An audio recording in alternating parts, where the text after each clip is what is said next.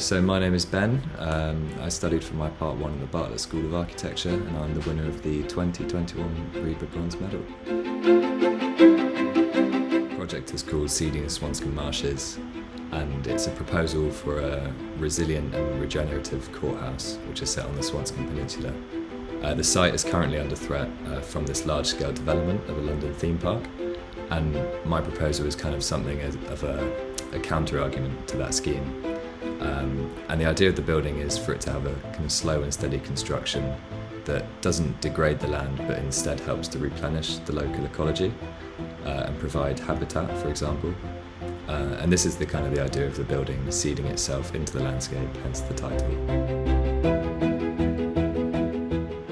Ultimately, the courthouse would prevent the construction of this theme park. That's the long-term idea, and this is because of the ecological threat that would be posed by demolishing the building to make way for this theme park. And so the architecture stands both as a protest in a kind of satirical way, and also a sort of meaningful exercise in ideas behind construction and the legacy of construction. These landscapes hold an incredible amount of value, not just for us, but for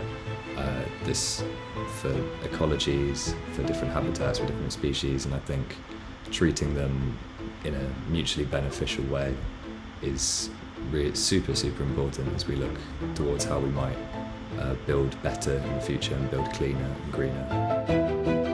The courthouse was kind of a play on some of the concepts which made the project kind of come to life. I thought that from looking at the site and what was happening, there was this idea of an ecological injustice which is being carried out through this kind of this development, right? So it was very much kind of pulling together these ideas of ecology and legality. When we started the year, the first thing we were sort of told to do was to find a site, and that could be a site anywhere.